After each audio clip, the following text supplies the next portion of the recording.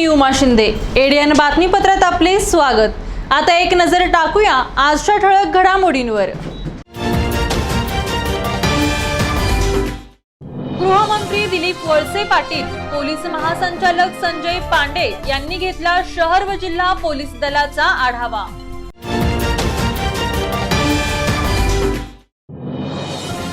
Follow your dreams या संकल्पनेच्या आधारे 15 सीएनचे 5000 विद्यार्थ्यांना करिअर मार्गदर्शन। लाच स्वीकारल्याप्रकरणी सहाय्यक प्रादेशिक परिवहन अधिकाऱ्याला रंगेहात अटक। गृहमंत्री दिलीप वळसे पाटील यांना पोलीस पाटील व राष्ट्रवादी काँग्रेसच्या वतीने विविध मागण्यांचे निवेदन। आता सविस्तर बातम्या। गृहमंत्री दिलीप वळसे पाटील व पोलीस महासंचालक संजय पांडे यांनी सोमवारी औरंगाबाद शहर व ग्रामीण पोलीस दलाची आढावा बैठक घेऊन सूचना केल्या। गृहमंत्री दिलीप वळसे पाटील व पोलीस महासंचालक संजय पांडे यांनी कायदा व सुव्यवस्थेची अंमलबजावणीबाबत बैठक सोमवारी दुपारी पोलीस आयुक्त कार्यालय येथे औरंगाबाद पोलीस परिक्षेत्रांतर्गत बैठक घेण्यात आली। यावेळी विशेष पोलीस महानिरीक्षक मल्लिकार्जुन प्रसन्ना, पोलीस अधीक्षक मोक्षदा पाटील यांच्यासह औरंगाबाद परिक्षेत्रातील पोलीस अधीक्षक व अन्य पोलीस अधिकाऱ्यांची उपस्थिती। त्यानंतर दुपारी औरंगाबाद पोलीस आयुक्तालयाअंतर्गत कायदा व सुव्यवस्थेची अंमलबजावणीबाबत औरंगाबाद शहर पोलीस विभागाची बैठक घेण्यात आली। यावेळी पोलीस आयुक्त डॉक्टर निखिल गुप्ता यांच्यासह पोलीस उपायुक्त, सहाय्यक पोलीस आयुक्त आदी अधिकारी उपस्थित होते। यावेळी गृहमंत्री दिलीप वळसे पाटील व राज्याचे पोलीस महासंचालक संजय कुमार पांडे यांनी आढावा घेऊन पोलीस अधिकाऱ्यांना सूचना केल्या। कोविड काळात आरोग्य सेवा देणाऱ्या डॉक्टरांचे मागील 4 महिन्यांचे वेतन देण्यात यावे अशी मागणी एका निवेदनाद्वारे आरोग्य वैद्यकीय अधिकारी यांच्याकडे करण्यात आली आहे। महानगरपालिकेच्या विविध कोविड सेंटरवर नियुक्त करण्यात आलेल्या डॉक्टरांचे वेतन मागील 4 महिन्यांपासून रखडले आहे। हे वेतन अदा करण्यात यावे अशी मागणी सोमवारी कंत्राटी डॉक्टरांच्या वतीने करण्यात आली आहे। मनपाच्या आरोग्य वैद्यकीय अधिकारी यांच्याकडे एका निवेदनाद्वारे वेतन देण्याची मागणी करण्यात आली असून या निवेदनावर शोभा श्रीसुंदर, डॉक्टर मिर्झा अस्लम बेग, डॉक्टर अश्विनी जंगले, डॉक्टर पल्लवी कराळे, सुवर्णा सुरडकर, नंदा काळे, किरण वाघ यांच्यासह अन्य डॉक्टर्स व कर्मचाऱ्यांची नावे आहेत। त्यांच्या मागण्यांबाबत एडीएन सोबत बोलताना अधिक माहिती देण्यात आली। महानगर पालिका के आरोग्य कर्मचारी आज सभी आए हैं यहाँ पर, जो कि बेसिकली आयुष है और कुछ स्टाफ नर्स है। तो इनका मार्च में ज्वाइनिंग हुई थी, तो मार्च, अप्रैल, मई और जून का सैलरी नहीं हुआ है।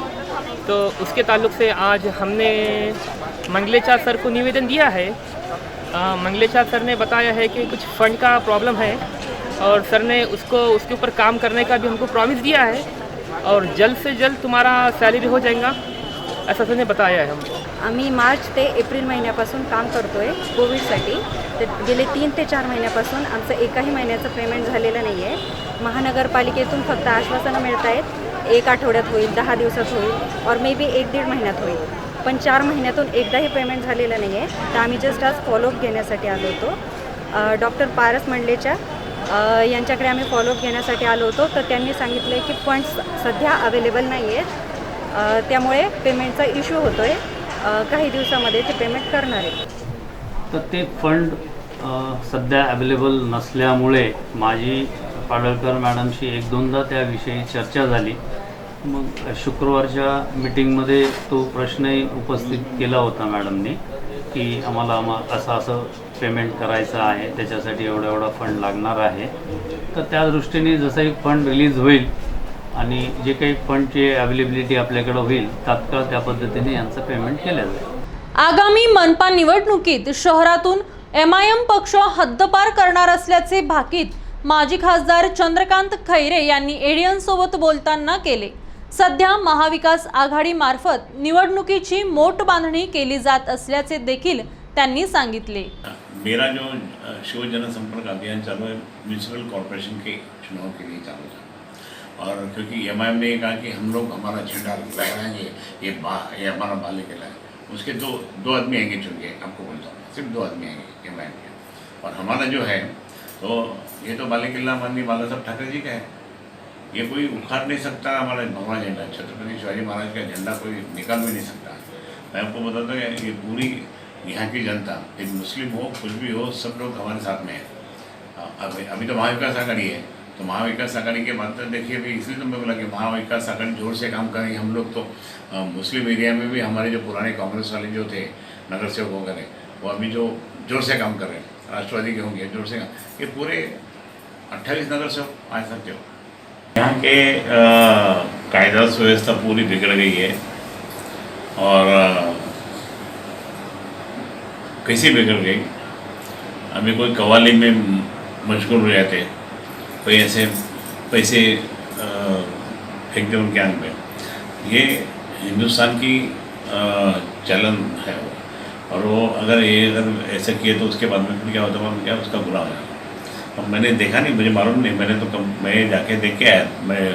हम लोग सब शिवसेना के सिस्टम में जाके पुलिस कमिश्नर साहब के पास गए थे। अब पुलिस कमिश्नर गुप्ता जी ने क्या किया पता नहीं। अरे ये एमआईएम आने के बाद में क्या हो रहा, राजा बाजार में 2018 में रात को दंगे फसाद कर रहे।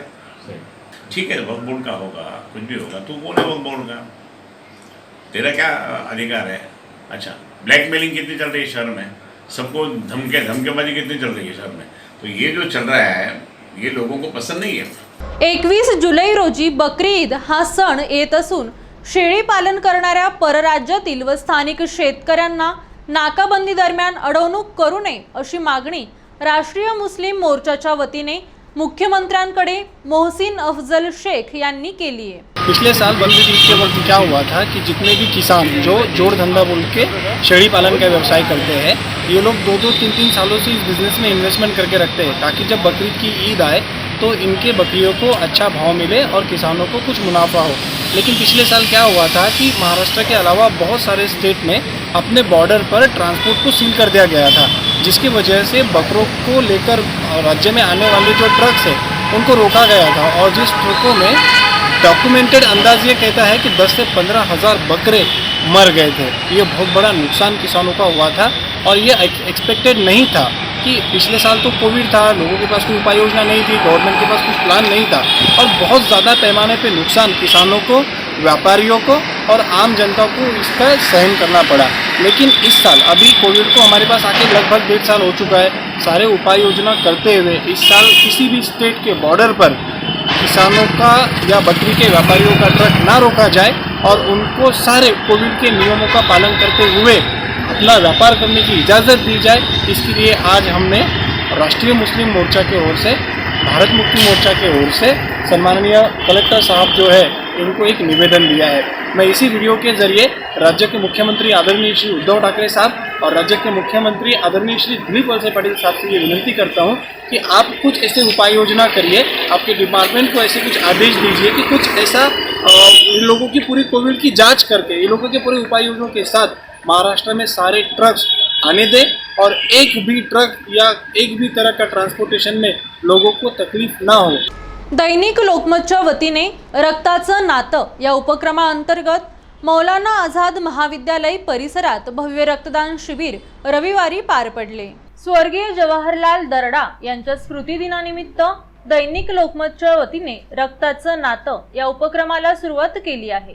त्याचाच एक भाग म्हणून डॉक्टर बाबासाहेब आंबेडकर मराठवाडा विद्यापीठाच्या राष्ट्रीय सेवा योजना विभाग आणि मौलाना आझाद महाविद्यालय परिसरात सोमवारी भव्य रक्तदान शिबिराचे आयोजन करण्यात आले होते। स्वर्गीय जवाहरलाल दरडा यांच्या जयंतीनिमित्त आयोजित या रक्तदान शिबिराचे औपचारिक उद्घाटन रासेओ विभाग प्रमुख डॉक्टर TR पाटील, प्राचार्य मजहर फारुकी यांच्या हस्ते करण्यात आले। यावेळी रक्तदान शिबिराला प्राध्यापक वर्ग, कर्मचारी, विद्यार्थ्यांनी उत्स्फूर्त प्रतिसाद नोंदविला। यावेळी लोकमत दैनिकाचे editor in chief Rajendra Darda यांच्या हस्ते रक्तदात्यांना प्रमाणपत्राचे वाटप करण्यात आले।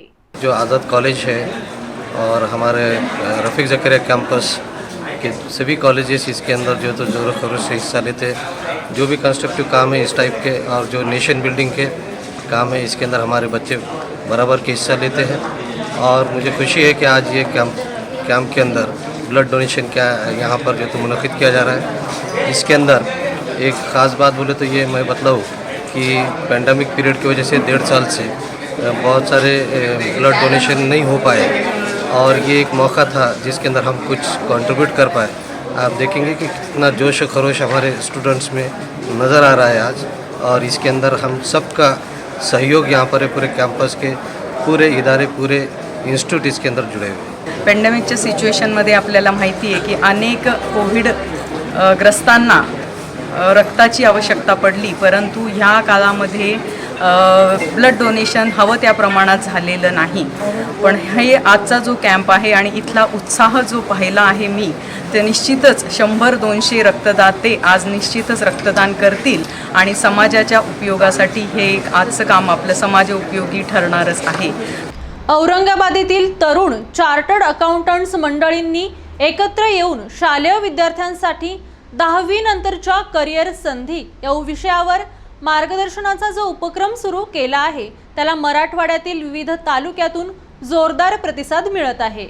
येथील तरुण चार्टर्ड अकाउंटंट मंडळींनी एकत्र येऊन शालेय विद्यार्थ्यांसाठी 10वी नंतरच्या करिअर संधी या विषयावर मार्गदर्शनाचा जो उपक्रम सुरू केला आहे, या उपक्रमाअंतर्गत गेल्या महिनाभरातच 50 शाळेतील 4700 पेक्षा जास्त विद्यार्थ्यांनी सहभागी होऊन मार्गदर्शनाचा निशुल्क लाभ घेतला। गेल्या वर्षी फॉलो युअर ड्रीम्स या संकल्पनेखाली त्यांनी विविध ठिकाणच्या शाळांत प्रत्यक्ष जाऊन मार्गदर्शन केले होते। यावर्षी कोविडमुळे प्रवासावर मर्यादा आल्या, त्यामुळे त्यांनी ऑनलाईन मार्गदर्शन शिबिरे घेण्याचे ठरवले आणि या पर्यायालाही भरपूर प्रतिसाद मिळत आहे। या ग्रुपमध्ये सुजित शेटे, सौरभ कुलकर्णी, रवी शिंदे, विश्वास सोमवंशी, मारुती गिरी, पंकज पाटील, रमेश थेटे, दीपक राऊत, राजेश मालू, विजय क्षीरसागर, कुणाल काबरा, हरी दरक, गणेश विरेश्वर, आनंद चिरपुटकर या तरुण चार्टर्ड अकाउंटंट्सचा सहभाग आहे। त्यांच्या उपक्रमाबाबत चार्टर्ड अकाउंटंट सुजित शेटे, कुणाल काबरा यांनी एडियन सोबत बोलताना अधिक माहिती दिली। या ग्रुपमध्ये सुजित शेटे, सौरभ कुलकर्णी, रवी शिंदे, विश्वास सोमवंशी, मारुती गिरी, पंकज पाटील, रमेश थेटे, दीपक राऊत, राजेश मालू, विजय क्षीरसागर, कुणाल काबरा, हरी दरक, गणेश विरेश्वर, आनंद चिरपुटकर या सुजित शेटे, कुणाल काबरा बोलताना अधिक माहिती दिली आणि या ग्रुपमध्ये सुजित शेटे, सौरभ कुलकर्णी, रवी शिंदे, विश्वास सोमवंशी, मारुती गिरी, पंकज पाटील, रमेश थेटे, दीपक राऊत, राजेश मालू, विजय क्षीरसागर, कुणाल काबरा, हरी दरक, गणेश विरेश्वर, आनंद चिरपुटकर या सुजित शेटे, कुणाल काबरा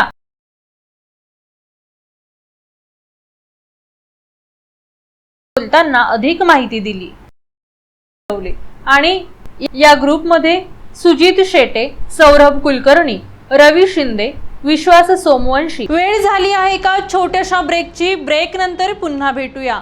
पाहत रहा एडीएन।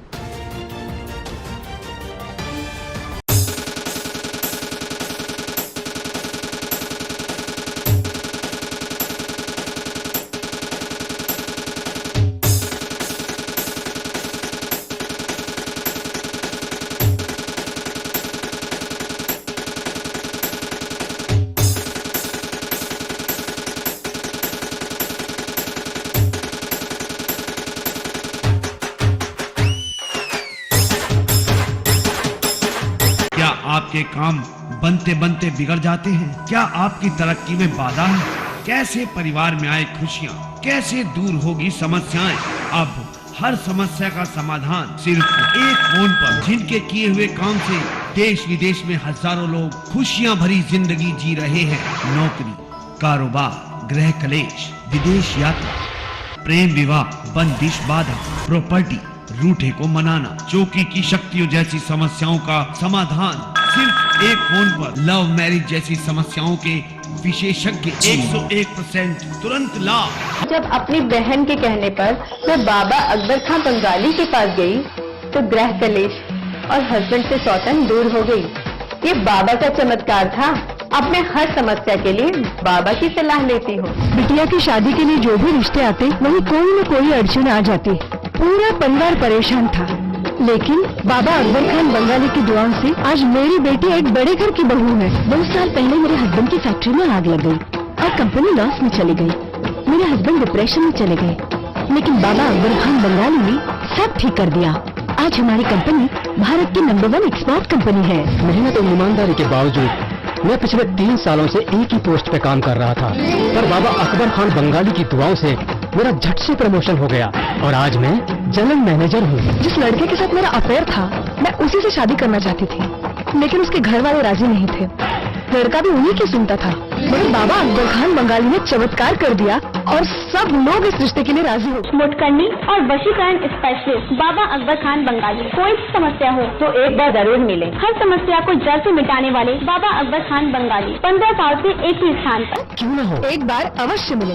बाबा अकबर खान बंगाली।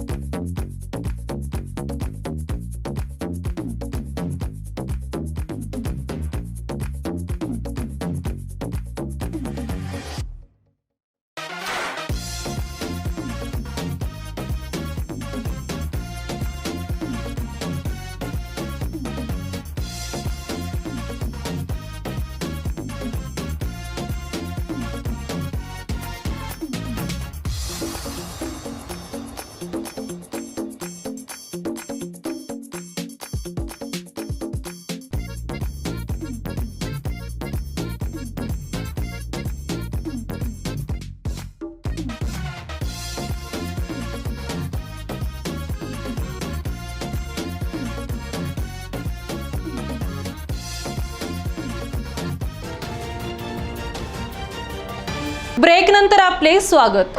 प्रादेशिक परिवहन अधिकारी कार्यालयात सहाय्यक प्रादेशिक परिवहन अधिकारी व त्यांच्या सहाय्यकास लाच स्वीकारल्या प्रकरणी अटक करण्यात आली आहे। प्रादेशिक परिवहन कार्यालयामध्ये लाचलुचपत प्रतिबंधक विभागाच्या वतीने कारवाई करण्यात आली। सोमवारी सहाय्यक प्रादेशिक परिवहन अधिकारी यांचे सहाय्यक असलेल्या कर्मचाऱ्याला लाच स्वीकारताना पोलिसांनी अटक केली। त्या सहाय्यकाने सहाय्यक प्रादेशिक परिवहन अधिकारी स्वप्नील माने यांच्या सांगण्यावरूनच लाच घेतल्याचे म्हटले जात होते। त्यानुसार सहाय्यक परिवहन अधिकारी स्वप्नील माने यांना देखील चौकशीसाठी ताब्यात घेतल्याची माहिती समोर येत आहे। ही कारवाई मुंबई येथील लाचलुचपत प्रतिबंधक विभागाच्या वतीने करण्यात आली असल्याची माहिती सूत्रांनी दिली आहे। या प्रकरणी लाचलुचपत प्रतिबंधक विभागाच्या वतीने सायंकाळपर्यंत ठोस माहिती देण्यात आली नव्हती। राज्यभरातील पोलीस पाटलांच्या विविध मागण्यांसाठी गृहमंत्री दिलीप वळसे पाटील यांना निवेदन देण्यात आले। पोलीस पाटलांच्या मागण्यांबाबत संघटनेच्या वतीने एडियन सोबत बोलताना अधिक माहिती देण्यात आली। आम्ही गृहमंत्र्यांना भेटलो असता त्यांनी तुमच्या मागण्यासंदर्भात मंत्रालयात मीटिंग घेण्यासंदर्भात लेखी सचिवांना सूचना दिलेल्या आहेत आणि पुढच्या आठवड्यात तात्काळ पोलीस पाटलांची व पोलीस पाटील संघटनेची व शासन प्रशासन सर्वांची बैठक घेऊन पोलीस पाटलाच्या प्रलंबित मागण्या मंजूर करण्याचे आश्वासन दिले आहे। औरंगाबाद येथे गेस्ट हाऊसमध्ये माननीय नामदार दिलीप वळसे पाटील साहेब गृहमंत्री महाराष्ट्र राज्य यांना पोलीस पाटलांच्या प्रलंबित मागण्यासाठीचा आम्हाला सविस्तर चर्चा करण्यासाठी मंत्रालयामध्ये थोडा वेळ मिळावा त्यासाठी या ठिकाणी श्रीकृष्ण साळुंके पाटील व टेमकर पाटील सचिव महाराष्ट्राच्या संघटनेचे आम्ही तिघांनी मिळून या ठिकाणी त्यांना निवेदन देण्यात आले। त्या निवेदनात आमच्या ज्या प्रलंबित मागण्या आहे त्या मंत्रालयामध्ये आमची मीटिंग लावून चर्चा करण्यात याव्या व प्रलंबित मागण्या निकाली काढवण्यात याव्या यासाठीचं निवेदन आम्ही त्यांना देण्यात आलेले आहे। चिकलठाणा MIDC परिसरातील नंदिनी एंटरप्राइजेस या कंपनीला रविवारी रात्री आग लागल्याची घटना घडली होती। अग्निशमन दलाच्या वतीने शर्थीचे प्रयत्न करून ही आग आटोक्यात आणण्यात आली। रविवारी रात्री 9 वाजेच्या सुमारास नंदिनी एंटरप्राइजेस या कंपनीला आग लागली होती। अग्निशमन दलाच्या जवानांनी अथक परिश्रम घेऊन आग विझवली। चिकलठाणा MIDC औरंगाबाद येथील या आगीत अंदाजे 60 लाख रुपयांचे साहित्य जळून खाक झाले। आग लागण्याचे नेमके कारण समजू शकले नाही। ही आग विझवण्यासाठी अग्निशमन दलाचे पथक, मुख्य अग्निशमन अधिकारी RK सुरे, ड्युटी इंचार्ज मोहन मुंगशे यांच्या मार्गदर्शनाखाली अनिल नागरे, विशाल निंबाळकर, अस्लम शेख, रमेश सोनवणे, प्रवीण पचलोरे, मदन ताठे, कृष्णा होळंबे, रवी हरणे, बाबासाहेब ताठे, अब्दुल वासे, दिनेश वेलदोडे, विनोद बमने, वाहन चालक मनीनाथ झाडे, अब्दुल हमीद यांनी परिश्रम घेतले। रात्री उशिरा ही आग आटोक्यात आली। बेरीबाग कॉलनी येथे नवीन रोहित्र बसविण्यात यावे अशी मागणी MIM पक्षाच्या वतीने महावितरणाच्या अधीक्षक अभियंत्यांकडे निवेदनाद्वारे करण्यात आली आहे। हर्सुल परिसरातील बेरीबाग येथे नवीन रोहित्र बसविण्यात यावे अशी मागणी मागील 2 वर्षांपासून करण्यात येत आहे। याच मागणीचा पाठपुरावा करण्यासाठी सोमवारी MIM पक्षाच्या वतीने महावितरण शहर विभागाच्या अधीक्षक अभियंता यांना निवेदन सादर करण्यात आले। यावेळी MIMचे शहराध्यक्ष शारिक नक्षबंदी यांच्यासह बेरीबाग येथील जाकीर इसाक पटेल, शोएब पटेल, इलियास भाई, युसुफ मौलाना, शेख रऊफ, पाशू शहा, नासिर पटेल यांच्यासह परिसरातील नागरिक व कार्यकर्ते यांची उपस्थिती होती। त्यांच्या मागण्यांबाबत शहराध्यक्ष शारिक नक्षबंदी यांनी एडियन सोबत बोलताना अधिक माहिती दिली। वार्ड नंबर 2 में पिछले कई सालों से बिजली का मसला था और 8 से 8 दिन पहले भी मजलिस इत्तेहादुल मुस्लिमीन की सिटी यूनिट और वार्ड कमेटी शोएब पटेल की मौजूदगी में इन लोगों को मेमोरेंडम दिया गया था कि उस बिजली के मसले को जल्द से जल्द हल किया जाए। आज एक मरतबा फिर 8 दिन का टाइम देने के बाद ये चूँकि बड़े बेहिस अधिकारी हो चुके हैं, ये एक दूसरे पे टालम टोली से काम कर रहे हैं। इनके अपने कॉन्ट्रैक्टर्स के ऊपर इनका कंट्रोल नहीं है। कॉन्ट्रैक्टर्स इन अधिकारियों को घुमाते हैं, अधिकारी उनकी बातों पे यकीन करते हैं, लेकिन इसमें सीधा नुकसान जो है तो जनता का हो रहा है। 8-8 घंटे बेरीबाग में लाइट नहीं रहती है। ये म्यूनसिपल कॉरपोरेशन की हद का वार्ड नंबर 2 है। अगर ये इसी तरीके से शहर का हाल रहेगा तो शहर कैसे स्मार्ट सिटी की तरफ जाएगा। ये इस जानिब जो है तो कलेक्टर साहब को भी सोचना चाहिए और एडमिनिस्ट्रेटर आस्तिक कुमार पांडे साहब को भी सोचना चाहिए। पहली बात है। दूसरी बात यह है कि 8 दिन का टाइम देने के बाद इन लोगों ने फिर कोई काम नहीं किया, लेकिन आज कॉन्ट्रैक्टर को कॉन्फ्रेंस में लेकर स्पीकर पे बात करके निर्मल साहब ने एक मरतबा फिर आश्वासन दिया है। हम इस आखिरी आश्वासन पर जो है तो यहाँ से आज वापस जा रहे हैं। अगर आइंदा 3 दिन के अंदर जो है तो ये काम नहीं होता है बेरीबाग के अपने DP बिठाने का, तो बाज़ाब्ता बेरीबाग के लोगों के साथ मजलिस इत्तेहादुल मुस्लिमीन की सिटी यूनिट और वार्ड की यूनिट यहाँ पर उपोषण करेगी। अक्षर लेणं समूहाच्या वतीने दरवर्षी महाकवी कालिदास दिनाच्या औचित्याने पाऊस कवितांचे अभिवाचन करण्यात येते। रविवारी आषाढस्य प्रथम दिने या फेसबुक पेजवर हा कार्यक्रम सादर करण्यात आला। गेल्या वर्षीपासून कोविड प्रतिबंधामुळे हा कार्यक्रम ऑनलाईन पद्धतीने आयोजित केला जातो। यावर्षी झालेल्या या कार्यक्रमात पुणे येथून रंगकर्मी सीमा व सुधीर मोघे, नागपूर येथून वृषाली देशपांडे व औरंगाबाद येथून अश्विनी दाशरथे व हर्षवर्धन दीक्षित यांनी जुन्या नव्या कवींच्या पाऊस कविता सादर केल्या। सीमा व सुधीर मोघे यांनी कवयित्री वीणा मालशे यांची चिंब पावसाळी, पूजा भडांगे यांची पुन्हा पावसाळा, व्यंकटेश कुलकर्णी यांची कोवळी बरसात, नलेश पाटील यांची खुले चातकाचे डोळे या कविता सादर केल्या। वृषाली देशपांडे यांनी कवयित्री सुषमा मुलमुले यांची पावसा, श्रीपाद अपराजित यांनी अनवट, नूतन शेटे यांची जुने घर, व्यंकटेश कुलकर्णी यांची श्यामल सुंदर कृष्णमेघ, तर हर्षवर्धन यांनी कवी वैभव जोशी यांची पाऊस झाला मोठा, शिरीष जाधव यांची मी पाऊस होऊन येतो आदी कविता सादर केल्या। या पाऊस कविता अभिवाचनाला काव्य रसिकांचा उत्स्फूर्त प्रतिसाद मिळाला। मी पाऊस होऊन येतो, चल वारा बनून येतो। मी पाऊस होऊन येतो, चल वारा बनून येतो। मी होतो जमीन माती, जलधारा बनून येतो। नव नक्षत्रांचं लेणं मी अंकुर होऊन जगतो। नव नक्षत्रांचं लेणं मी अंकुर होऊन जगतो। कणसाचे मोती होऊन रोपांना लगडून येतो। श्यामल सुंदर कृष्ण मेघ हे या धरतीवर बरसत आले। श्यामल सुंदर कृष्ण मेघ हे या धरतीवर बरसत आले। सप्त सुरांचा गंधित वारा घेऊन आल्या त्या जलधारा। हिरव्या हिरव्या तरुवेलींवर अशी उमटली सोन सावली। हिरव्या हिरव्या तरुवेलींवर अशी उमटली सोन सावली। किरणांचे ते मोहक दर्शन खरेच करते मनास पावन। खुळे चातकाचे डोळे जणू नभ पाणावले। आर्त नजरे मधुनी दिस पावसाचे आले। दिस पावसाचे आले। दिस पावसाचे आले। रिम झिम घन गाणे गात आले। मीच मल्हाराची तान वीज चमकुनी बोले। वीज चमकुनी बोले। दुथडी भरून वाहती ठोके। दुथडी भरून वाहती ठोके। काळजासही आला पूर।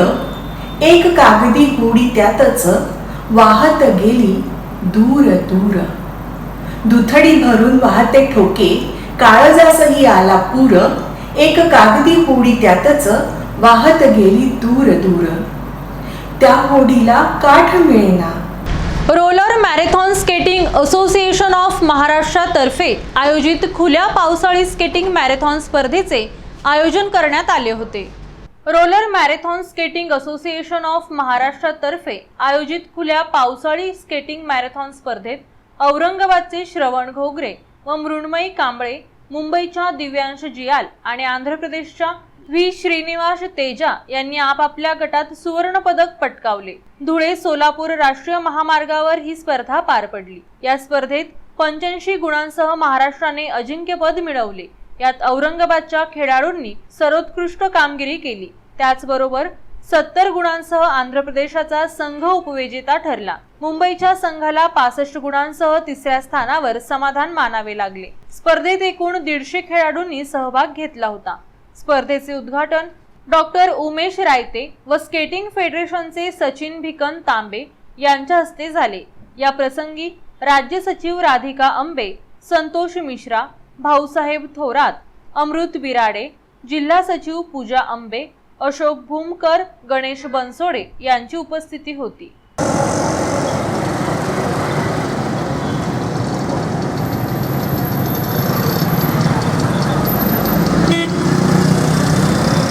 गुणांसह तिसऱ्या स्थानावर समाधान मानावे लागले। स्पर्धेत एकूण 150 खेळाडूंनी सहभाग घेतला होता।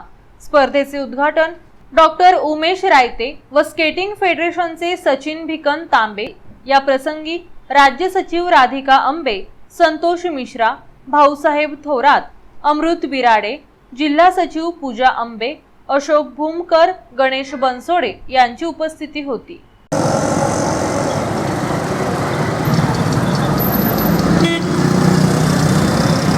सह तिसऱ्या स्थानावर समाधान मानावे लागले। स्पर्धेत एकूण 150 खेळाडूंनी राष्ट्रवादी काँग्रेसचे अध्यक्ष शरदचंद्र पवार यांच्या विरोधात वक्तव्य करणाऱ्याच्या तोंडाला काळे फासणार असल्याचा इशारा सय्यद तौफिक यांनी दिलाय।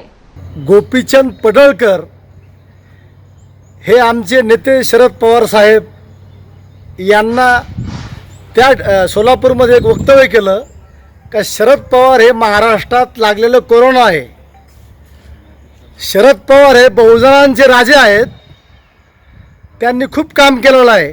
परंतु मी एक गोपीचंद पडळकरला औरंगाबादमधून इशारा देतो, महाराष्ट्रामध्ये पागल कुत्र्यासारखा गोपीचंद पडळकर हा हिंडत आहे आणि शरद पवार यांच्यावर बेछूट वक्तव्य करत आहेत। गोपीचंद पडळकर यांनी महाराष्ट्रात यापुढे जर शरद पवारच्या विरोधात जर वक्तव्य केलं तर गोपीचंद पडळकर यांना महाराष्ट्रामध्ये आम्ही तोंडाला काळं फासं लावून त्यांच्यावर हल्लाही करू शकतो। महाराष्ट्रातल्या पोलीस प्रशासनाने त्यांना समज देण्यात यावी, नसता गोपीचंद पडळकर यांच्या तोंडाला काळं फासू त्यांच्यावर आम्ही त्यांना झोडपून काढू, अशा मी औरंगाबादमधून इशारा देतो। रस्त्यावर अनधिकृतपणे उभ्या असलेल्या हातगाड्यांविरोधात अतिक्रमण विभागाने कारवाई करीत रस्ता रहदारीसाठी मोकळा केला।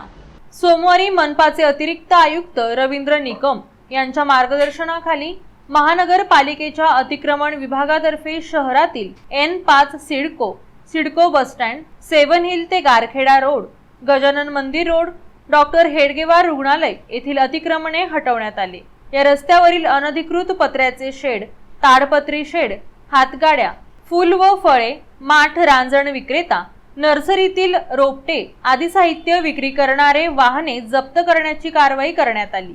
सदर कारवाई पदनिर्देशित अधिकारी सविता सोनवणे, S राचतवार यांच्या समवेत इमारत निरीक्षक मजहर अली, PB गवळी, RM सुरासे व अतिक्रमण हटाव पथकाचे पोलीस कर्मचारी, अतिक्रमण हटाव पथक मजूर यांच्या पथकाने पार पाडली।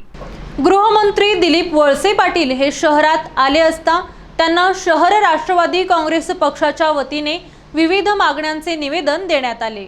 औरंगाबाद शहरातील कायदा व सुव्यवस्था अबाधित राखण्याबाबत तसेच राष्ट्रवादी काँग्रेस पक्षातील कार्यकर्त्यांच्या विविध मागण्यांबाबत निवेदन गृहमंत्री दिलीप वळसे पाटील यांना देण्यात आले। यावेळी आमदार सतीश चव्हाण, राष्ट्रवादीचे नेते कदीर मौलाना, शहर जिल्हाध्यक्ष विजय साळवे, राहुल सोनवणे यांच्यासह राष्ट्रवादी पक्षाचे विविध कार्यकर्ते, पदाधिकारी उपस्थित होते। यावेळी गृहमंत्री दिलीप वळसे पाटील यांच्या सोबत विविध विषयांवरती चर्चा करण्यात आली। पुन्हा एकदा नजर टाकूया आजच्या ठळक घडामोडींवर। गृहमंत्री दिलीप वळसे पाटील, पोलीस महासंचालक संजय पांडे यांनी घेतला शहर व जिल्हा पोलीस दलाचा आढावा।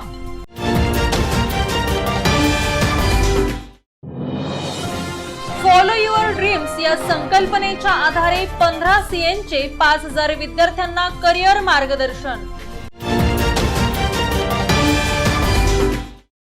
लाच स्वीकारल्याप्रकरणी सहाय्यक प्रादेशिक परिवहन अधिकाऱ्याला रंगेहात अटक।